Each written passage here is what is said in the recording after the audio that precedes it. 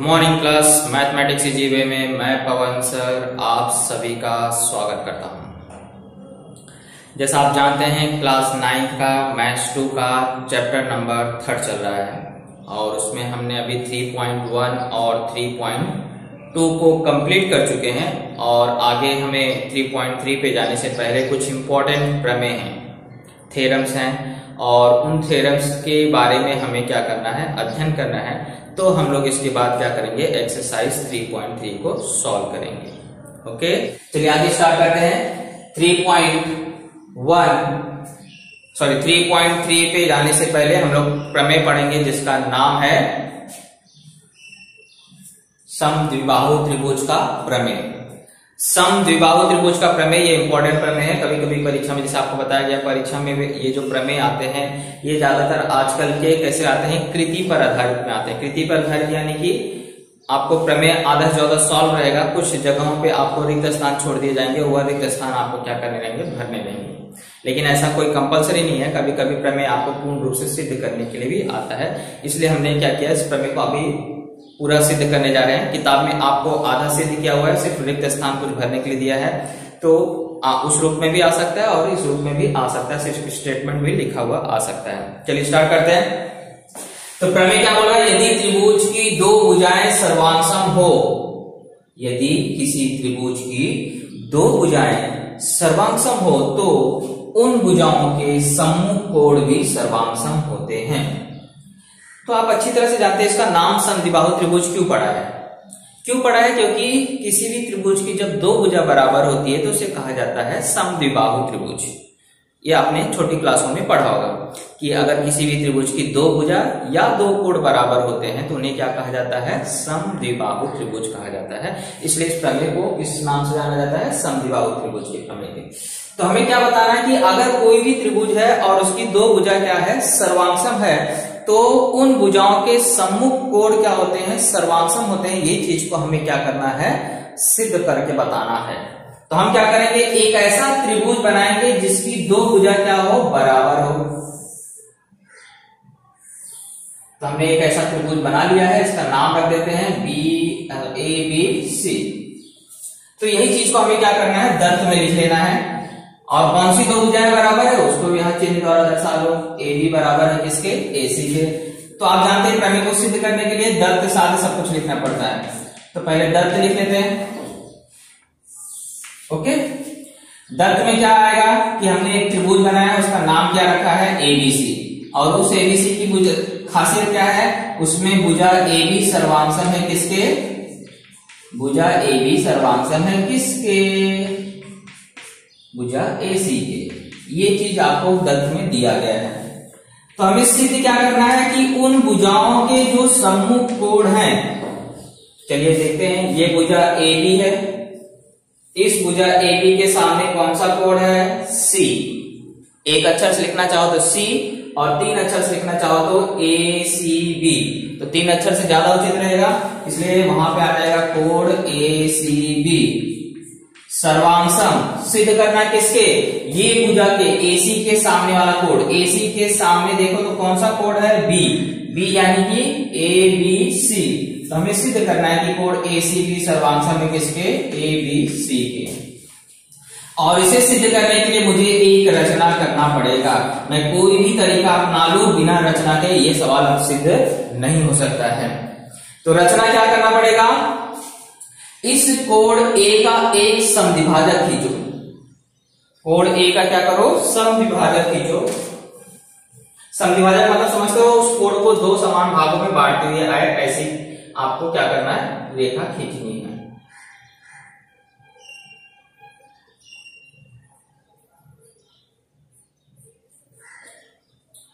तो ये समद्विभाजक कहीं ना कहीं इसको काटेगा, उसका नाम दे दीजिए। और वो चिन्ह मैंने इसलिए बनाया कि आपको कोण को, दोनों कोण क्या है, समान है, तो समान चिन्ह द्वारा दर्शा दिया। तो हमने रचना में क्या किया, कोण BAC का कोण समद्विभाजक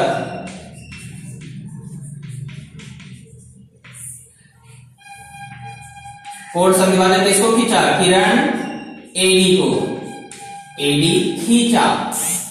जो क्या कर रहा है, ये जो किरण एडी खींचा वो क्या कर रहा है, बीडी को बिंदु डी पे प्रतिच्छेदित कर रहा है। जो भुजा बीडी को, भुजा बीसी को बिंदु डी पर प्रतिच्छेदित करता है। ये हमने जो रचना किया उसके बारे में हमने डिस्क्रिप्शन दे दिया, और यहां आप लिख सकते हैं बिंदु कैसे हैं, एक रेखी इस क्रम से हैं। चलिए अब इसे हम लोग सिद्ध करते हैं। तो इसे सिद्ध करने के लिए आपको क्या करना पड़ेगा, ये जो त्रिभुज है और ये जो त्रिभुज है, इन दोनों त्रिभुज को सर्वांगसम सिद्ध करना पड़ेगा। तो दोनों त्रिभुज का नाम ले लेते हैं। एक त्रिभुज है ADB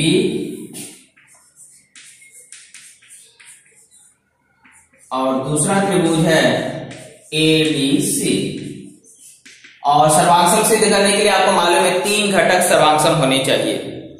तो आप देखेंगे तो ये भुजा इसके बराबर है, ये वाला कोण इसके बराबर है, ये भुजा देखो दोनों त्रिभुज में आ रही है, क्योंकि 2 ही घटक दिख रहा है ना अभी, इसका मतलब एक घटक क्या है, छुपा हुआ है। और छुपा कौन है, ये भुजा AD क्या है, दोनों त्रिभुजों में आ रही है, तो यानी वो सामान्य भुजा है। तो 3 घटक हमारे मिल गए आसानी से।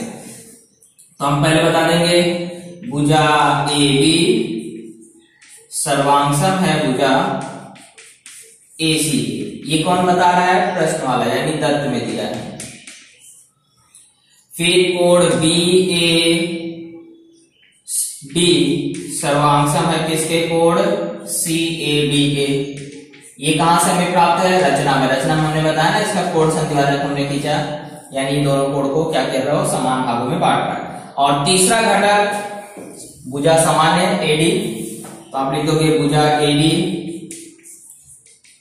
सर्वांगसम भुजा AD के, सामान्य भुजा।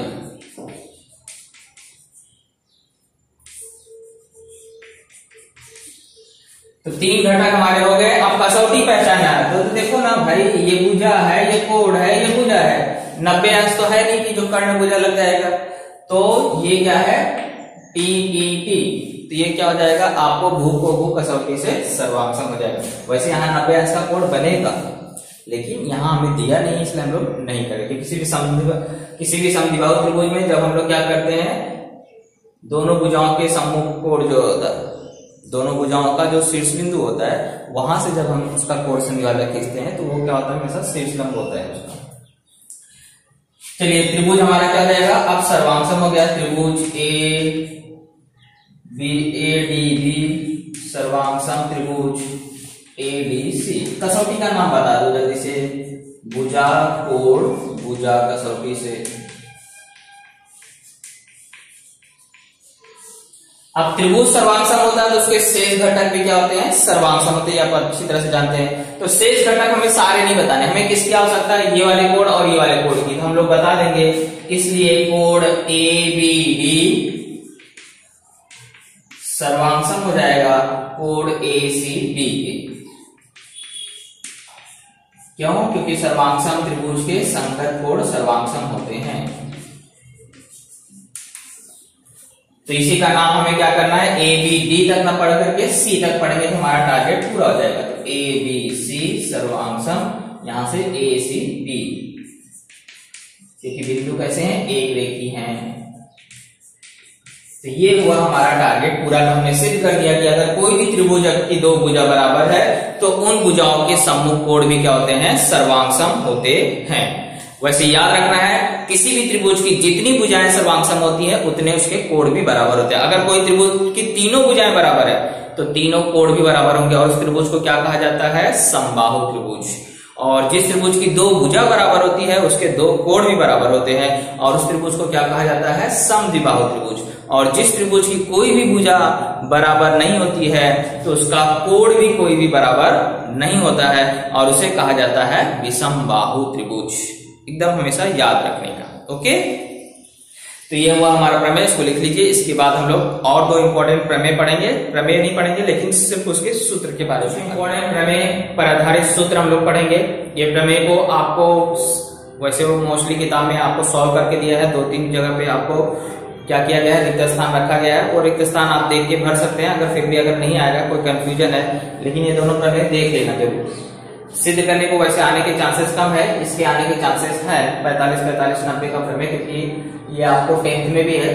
अभी फिलहाल हम लोग क्या कर रहे हैं, सूत्र पे गौर कर रहे हैं। अगर इस प्रमेय को अगर आपको जरूरत रहेगी, आप एक बार देख लेना किताब में, अगर नहीं समझ में आया तो मुझे कमेंट बॉक्स में बोल देना, मैं उसको समझा दूंगा। लेकिन अभी फिलहाल हम लोग क्या कर रहे हैं, उसका सूत्र पढ़ रहे हैं, जो 3.3 में हमें क्या करेंगे, आवश्यकता पड़ेंगे। 3.3 में बोलो या तो कहीं भी आपको 30, 60, 90 प्रमेय और 45, 45, 90 का प्रमेय का यूज किया जाता है, बहुत ही उपयोग में लाया जाता है।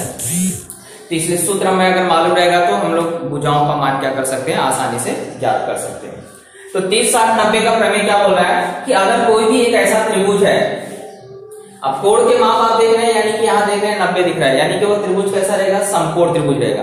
और अगर समकोण त्रिभुज के एक कोण 90 अंश का हो और एक कोण 30 अंश का हो, एक कोण 60 अंश का हो, अगर ये किसी भी त्रिभुज के कोणों के माप हैं, तो उसमें अगर आपको कर्ण मालूम रहेगा तो बाकी दोनों भुजाएं आसानी से ज्ञात कर सकते हैं। या आपको इसमें से कोई भी एक भुजा ज्ञात हो तो हम लोग बाकी दोनों भुजाएं क्या कर सकते हैं, आसानी से ज्ञात कर सकते हैं। इसके लिए सूत्र तैयार किया गया है। तो वो सूत्र क्या है कि कोई भी 30, 60, 90 वाले त्रिभुज में जो 30 अंश के सामने वाली भुजा होती है वो हमेशा कर्ण की आधी होती है। 30 अंश यानी ये 30 अंश है, किस पे बन रहा है, सी पे, तो सी के सामने कौन सी भुजा आ जाएगी, ए बी। जिस बिंदु पे कोण बन रहा है उसको छोड़ दीजिए तो बचेगा कौन, ए और बी। ए बी उसकी क्या हो गई, सामने वाली भुजा हो गई। तो कोण सी के सामने वाली भुजा यानी 30 अंश के सामने वाली भुजा ए बी का जो मान है वह हमेशा कर्ण का आधा होगा। कर्ण किसको बोलते हैं, 90 अंश के सामने वाली भुजा को। तो कर्ण कौन है, ए सी। तो हमेशा याद रखिए 30 अंश के सामने वाली भुजा का मान निकालने के लिए हमें कर्ण का क्या करना पड़ेगा, आधा करना पड़ेगा। ये फॉर्मूला किस त्रिभुज में लगता है, जिसके कोणों के माप क्या हो, 30, 60, 90 के हों। और उसी में आपको बोला गया अगर वो 60 अंश के सामने वाली भुजा निकालना है तो वह कर्णी में 3 गुणे कर्ण बटे में 2, या हम उसको वैसे बोलते हैं कर्णी में 3/2 गुणे कर्ण होती है। तो ये दो सूत्र हैं जिसके माध्यम से हम लोग क्या कर सकते हैं, कर्ण ज्ञात करना रहेगा। अब आप बोलोगे 90 अंश का नहीं सूत्र, तो आपको उसमें से कोई भी एक भुजा दिया ही रहेगा। जैसे मान लो 30 अंश के सामने वाली भुजा दिया है तो 30 अंश का सूत्र लगा करके कर्ण का मान आप ज्ञात कर सकते हैं। और अगर 60 अंश के सामने वाली भुजा दिया है तो आपको 60 अंश के सामने वाली भुजा का सूत्र लगाकर कर्ण का मान ज्ञात कर सकते हैं, क्योंकि हमेशा पहले कर्ण ज्ञात होगा तभी बाकी भुजा ज्ञात कर सकते हो, ये हमेशा याद रखना। कर्ण अगर आपको नहीं मिला है तो पहले कर्ण ज्ञात करो फिर सूत्र लगाओ और दूसरी भुजा का मान निकालने के लिए। तो ये हुआ हमारा 30, 60, 90 का प्रमेय, और इसको सूत्र को याद रखना हमेशा। 45, 45, 90 मतलब अगर आपको वही त्रिभुज में कोणों के माप कैसे हो, 45, 45, 90 के हो, तो उसमें कौन सा सूत्र लगेगा। तो जैसा आप देख रहे हैं कि इस त्रिभुज के 2 कोण बराबर है, तो यानी 2 भुजा भी बराबर होगी। जैसे मैंने आपको बताया कि किसी भी त्रिभुज की अगर 2 भुजाएं बराबर है तो 2 कोण बराबर होंगे, या उसी का उल्टा कह लो 2 कोण बराबर है तो 2 भुजाएं भी क्या होंगी, बराबर। क्योंकि कोण अगर बराबर होते तो उनके सामने वाली भुजाएं भी क्या होती है, लंबाई में बराबर होती है। तो चाहे वह AB का मान निकालना हो चाहे वह BC का मान निकालना हो, तो सूत्र क्या बोला है कि आपको कर्ण बटे कर्णी 2 से क्या करना है, भाग देना है। ये सूत्र है 45 अंश की सम्मुख भुजा बराबर कर्णी में कर्ण बटे कर्णी में 2। ये सूत्र के माध्यम से हम लोग क्या कर सकते हैं, 45, 45 या कोई भी एक भुजा दिया रहेगा तो दूसरी भुजा ज्ञात कर सकते हैं। जैसे BC अगर 5 है तो AB भी कितना जाएगा, 5, और ये सूत्र लगा करके हम लोग क्या कर सकते हैं, कर्ण का मान आसानी से ज्ञात कर सकते हैं। तो ये सूत्र आपको पता होना चाहिए। और तीसरा आपको बताया गया है अगर कोई समकोण त्रिभुज है और उस समकोण त्रिभुज में शीर्ष बिंदु जहां पे 90 अंश का कोण बन रहा है उस शीर्ष बिंदु से अगर कर्ण पे क्या किया गया है, माध्यिका खींची गई। माध्यिका किसको बोलते हैं, कर्ण के अगर मध्य बिंदु से मिलाया जाए, किसको मिलाया जाए, बी को, जिसपे 90 अंश का कोण बन रहा है, तो वह क्या कहलाती है, माध्यिका। और उस माध्यिका की लंबाई यानी BD की लंबाई अगर आपको ज्ञात करना रहेगा तो आपको कर्ण का क्या करना पड़ेगा, आधा करना पड़ेगा। तो ये आपको सिंपल सा सूत्र याद रखना है कि किसी भी समकोण त्रिभुज में समकोण शीर्ष बिंदु से कर्ण पर खींची गई जो माध्यिका होती है उसकी लंबाई हमेशा कर्ण की क्या होती है, आधी होती है। इस चीज का हमें 3.3 में वो यूज होगा। तो याद रखिए उसके लिए हमें कर्ण मालूम होना चाहिए, तो ही हम लोग क्या कर सकते हैं, BD का मान ज्ञात कर सकते हैं। ओके, तो ये तीनों आप लिख लीजिए। इसके बाद हम लोग एक्सरसाइज 3.3 को क्या करते हैं, 3.1 का क्वेश्चन नंबर फर्स्ट स्टार्ट करते हैं। इसमें आपको क्या दिया गया है, ये 2 आपको आकृति बनी है, एक आकृति बनी है जिसमें 2 त्रिभुज दिख रहे हैं आपको। आकृति का नाम है ए बी सी डी, यानी एक चतुर्भुज है और उस चतुर्भुज में ये विकर्ण बीसी को खींचा गया है, जिसके आधार पे हम लोग कह सकते हैं कि ये एक त्रिभुज है और ये एक त्रिभुज है, यानी दो त्रिभुज यहाँ पे बन रहे हैं। और इन दोनों त्रिभुजों में कुछ खासियत बताया गया है। भुजा ए बी बराबर बताया गया है भुजा ए सी के, और ये वाले त्रिभुज में बी डी बराबर दिखाया गया है इसके सी डी के। तो ये प्रश्न में दिया गया है, और यहाँ जो कोण है इसका y नाम दिया गया है, और इस कोण का ऊपर वाले कोण का माप 50 है, इस कोण का नाम x दिया गया है, और यहाँ पे कोण का माप कितना है 60 अंश है। तो इसके आधार पर मुझे ये चार चीजों का मान ज्ञात करना है, x, y, कोण ABD और कोण ACD। चलिए स्टार्ट करते हैं। सबसे पहले हम क्या करते हैं, त्रिभुज ABC लेते हैं। तो त्रिभुज ABC में क्या है, घटना घट रही है, दो भुजाएं बराबर है। कौन सी दो भुजा बराबर है, भुजा AB बराबर है किसके, भुजा AC के। सर्वांश में लिखो चाहे बराबर लिखो, एक ही बात। तो ये भुजा AB बराबर है किसके, भुजा AC के, ये आपको दिया गया है।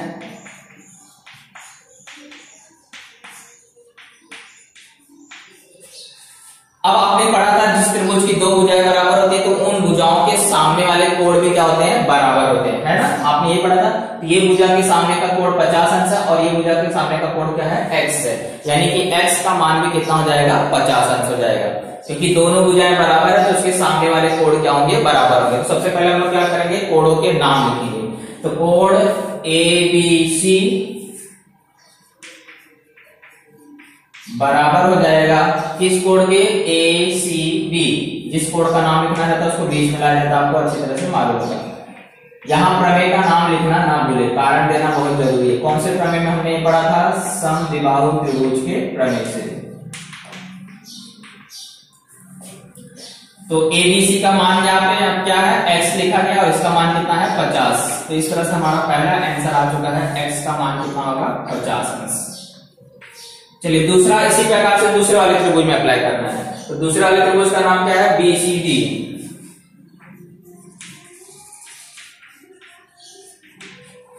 BCD में कौन सी भुजा किसके बराबर है, तो आप देखेंगे भुजा BD जो है वो बराबर है भुजा CD के। ये भी दिया गया है ना। तो भुजा BD के सामने जो कोण है, BD के सामने जो कोण है वो क्या है, BCD। तो कोण BCD बराबर हो जाएगा ये वाले कोण के, ये वाले कोण का नाम क्या है, CBD। ये भी कौन से कारण से, समद्विबाहु त्रिभुज के प्रमेय से। सेम यही कारण यहाँ पे आ जाए। अब इसका BCD का मान देखो क्या लिखा है, y, और इसका मान कितना लिखा है 60। इसका मतलब है कि हमारा y का मान आ गया है कितना है 60 अंश।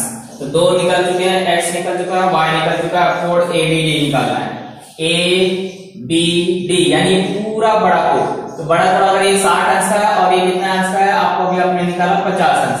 तो ये दो कोण मिलके ही ये बड़ा वाला कोण बन रहा है ABD, यानी कोण ABD का मान निकालने के लिए मुझे इस कोण और इस कोण को क्या करना पड़ेगा, प्लस करना पड़ेगा। इसको बोलते हैं कोण योग अभिग्रही। अब जैसे मैं आपको बताऊं, ये मेरा ये वाला उंगली ऐसा है, यहाँ मेरा 50 अंश बन रहा है और यहाँ मेरा कितना बन रहा है 60 अंश। तो मुझे इस पूरे बड़े कोण का मान निकालने के लिए क्या करना पड़ेगा, इन दोनों कोणों को जोड़ दूंगा तो ये बड़े वाले कोण का मान क्या हो जाएगा, निकल जाएगा। तो ऐसे सेम यहाँ पे मुझे कोण ABD का मान अगर निकालना है तो मुझे किस कोण को जोड़ना पड़ेगा, ABC को प्लस CBD को। कारण यहां लिख दीजिएगा कोण योग अभिग्रहित, मेरे पास वहां जगह नहीं इसलिए मैं आपको बता दे रहा हूं, कोण योग अभिग्रहित, ऐसा कारण वहां लिख दीजिएगा। अब यहां हम लोग लिखेंगे कोण ABD का मान ऐसे नहीं किया तो इसको वही उतारेंगे। ABC का भी हमने निकाला था कितना है 50 प्लस 60, कितना हो जाएगा 110 अंश। तो हमारा तीसरा भी आंसर निकल चुका है। सेम ऐसे आपको वो वाला कोण भी निकालना है ACD, इसमें भी आपको इन दोनों कोणों को क्या करना है, जोड़ देना है। तो कोण ACD कौन से दो कोण से बना है, एक है ACB प्लस दूसरा कोण है BCD या DCB, यहां से भी आप पढ़ना चाहें। इसके मान रख दीजिए और यहाँ कारण मैंने आपको बताया था, क्या लिखोगे, कोण योग अभिगृहित से।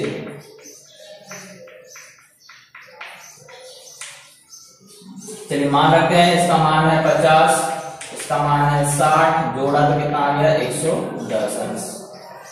तो हमारा चारों के चारों आंसर आ चुके हैं। यही फाइनल आंसर में आप क्या करेंगे देखते हैं। Question number 2। क्वेश्चन नंबर 2 बहुत ही सिंपल सा है। एक आपको सूत्र लगाना है और सूत्र के हिसाब से उसका मान निकाल लेना है। तो मैं इसको आपको हल किया हूं, सिर्फ आपको समझा देता हूं। कर्ण की लंबाई दी गई है 15 और हमें कर्ण पे खींची गई माध्यिका की लंबाई ज्ञात करना है। तो अभी हमने सूत्र पढ़ा था, कर्ण पर खींची गई माध्यिका की लंबाई हमेशा कर्ण की क्या होती है, आधी होती है। तो हमने सूत्र लिख दिया, कर्ण की माध्यिका की लंबाई कर्ण बटे 2 होती है, यानी 15 का आधा किया, कितना आ गया, 7.5। तो इस तरह से हमारा माध्यिका की लंबाई कितनी हो जाएगी, 7.5। इसी प्रकार का क्वेश्चन नंबर 3 है, उसमें आपको क्या करना है, पहले कर्ण ज्ञात करना है, फिर माध्यिका की लंबाई ज्ञात करना है। ओके, क्वेश्चन नंबर 3 में क्या बोला है, एक समकोण त्रिभुज है जिसका नाम है PQR। कैसे पता चला, क्योंकि Q का मान कितना, 90 अंश, 90 अंश यानी कि समकोण त्रिभुज है। तो PQR में कोण Q 90 अंश का है, PQ की लंबाई 12 है और QR की लंबाई 5 है। तो हमें बोल रहा है कि जो ये QS माध्यिका है, किस पर माध्यिका है, PR पर है। PR पे माध्यिका है, यानी कि यहाँ से हम लोग QS को ऐसा मिलाएंगे। माध्यिका मतलब समझते हो, इसका मतलब S क्या हो गया, इसका मध्य बिंदु हो गया। ये लंबाई और ये लंबाई क्या है, बराबर है। तो मुझे अगर इस QS की लंबाई को क्या करना है, ज्ञात करना है। तो एकदम सवाल किसके जैसा हुआ, सेकंड के जैसा। लेकिन वहां पे क्या था, कर्ण की लंबाई दिया था। हमने सूत्र क्या पढ़ा है, माध्यिका की लंबाई क्या होती है, कर्ण की आधी होती है। लेकिन यहाँ कर्ण का आधा पता ही नहीं है, कर्ण की लंबाई दिया ही नहीं है। तो इसका मतलब है कि पहले हमें क्या करना है, कर्ण ज्ञात करना है, फिर कर्ण का आधा कर देंगे तो हमारा क्या हो जाएगा, QS का मान आ जाएगा। अब हमें ये सोचना है कि कर्ण का मान आएगा कैसे। तो आप देख रहे हैं, ये समकोण त्रिभुज है और इस समकोण त्रिभुज में हमें क्या है, 2 भुजाएं मालूम है। तो 6ठी 7वीं 8वीं 9वीं हर क्लास में आपने पढ़ा है कि किसी भी समकोण त्रिभुज की 2 भुजा मालूम हो, तीसरी भुजा निकालना हो तो पाइथागोरस का प्रमेय लगाइए और मान ज्ञात कर लीजिए। तो हम वही काम करेंगे, पाइथागोरस का प्रमेय लगाएंगे और कर्ण PR का मान ज्ञात करेंगे। तो हम लोग क्या लिखेंगे, समकोण त्रिभुज PQR में पाइथागोरस प्रमेय से। पाइथागोरस प्रमेय का सूत्र क्या है, कर्ण का वर्ग यानी कि PR का वर्ग। सूत्र याद होना चाहिए। कर्ण कौन है, आप जानते हैं ना, 90 अंश के सामने वाले को क्या बोला जाता है, कर्ण। तो PR का वर्ग बराबर पहली भुजा का वर्ग धन दूसरी भुजा का वर्ग। ये हमारा पाइथागोरस प्रमेय का सूत्र है। तो PR नहीं दिया है, इसलिए इसको वैसे उतार लोगे। PQ का मान कितना है, 12 और उसके ऊपर भाग कितना लगा है, 2। तो 12 का वर्ग धन 5 का वर्ग। अब इसका क्या करेंगे, वर्ग करेंगे। 12 का वर्ग कितना होता है, 144। 12 का वर्ग करना मतलब 12 गुणे 12 और 5 का वर्ग करना मतलब 5 गुणे 5।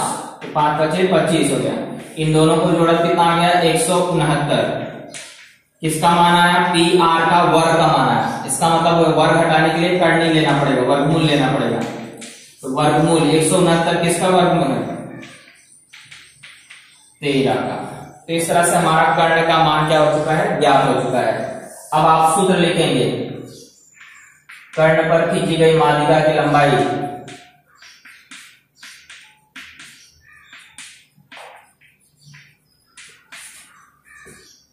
माध्यिका बराबर क्या होती है, कर्ण की आधी होती है। तो कर्ण कौन है, PR का आधा कर दीजिए और है माध्यिका कौन, QS। तो QS क्या हो जाएगा, 13 का आधा।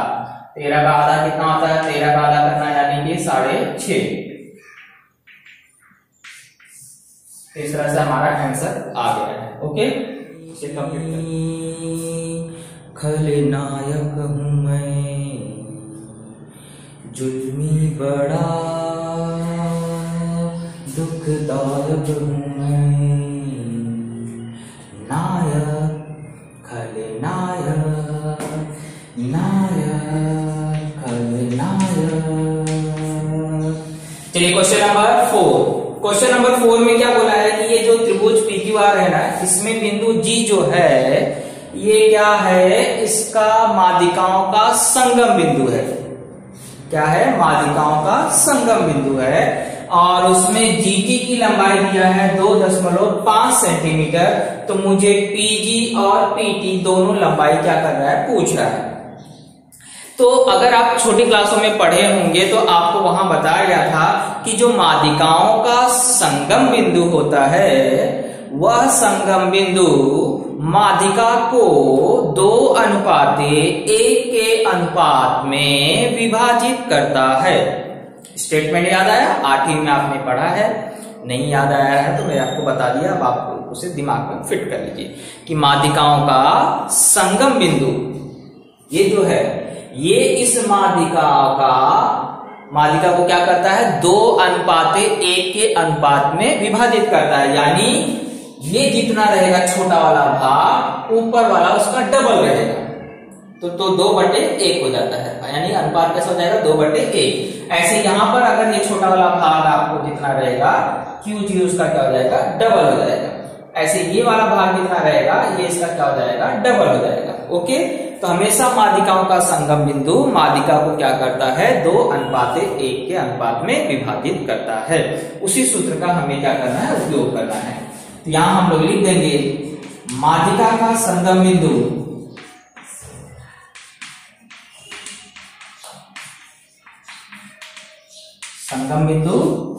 माध्यिका को 2:1 के अनुपात में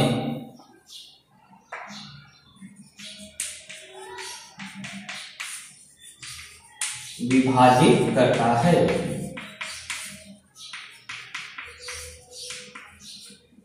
यानी PG बटे ये जो भाग है PG बटे GT, इसका अनुपात हमेशा कितना होगा, 2/1 के। अब इसमें मान रख देते हैं, जिसका जो मान दिया है, तो PG का तो दिया नहीं है, GT कितना दिया है, 2.5 बराबर 2/1। पीरियड गुणा कर लो, PG का गुणा 1 में होगा तो PG आएगा बराबर 2 गुणे 2.5। तो 2.5 का दुगुना यानी 2.5 का दुगुना, 2.5 का दुगुना कितना होता है, 5 सेंटीमीटर। 5.0 लिखो या 5 लिखो, दोनों बात एक ही। तुम्हारा एक आंसर आ चुका है। तो यानी कि ये कितना है, 2.5 और ये कितना है, 5। तो पीटी क्या करोगे, अरे भाई यहां से यहां तक 5 सेंटीमीटर लंबा है, यहां से यहां 2.5 सेंटीमीटर है, तो पीटी पूरी लंबाई निकालने के लिए क्या करना पड़ेगा, जोड़ना ही पड़ेगा ना। तो इसके लिए हम लोग लिख देंगे P'(G') एक रेखी है, इसलिए अगर मुझे पीटी की लंबाई निकालना है तो पीजी और जीटी को मैं क्या करूंगा, जोड़ दूंगा। चैप्टर नंबर 1 याद रखो। तो ये पीजी कितना आया है, 5 और ये कितना है, 2.5, तो दोनों को जोड़ा कितना आ गया, 7.5 सेंटीमीटर। अब ये बोलोगे जोड़ा कैसे, तो यहाँ जोड़ के दिखा देगा। 5 मतलब 5 के बाद दशमलव में क्या है, 0, और यहाँ 2.5 जोड़ा, आया आंसर। तो इस तरह से हमारा 3.3 कंप्लीट हुआ। इसे नोट डाउन कर लीजिए और घर पे पढ़ाई करते रहिए। और जो भी इस चैनल से नए जुड़े हैं उनको मालूम है क्या करना है, चैनल को सब्सक्राइब करना है और मुझे आगे की राह दिखाएं। Thank you.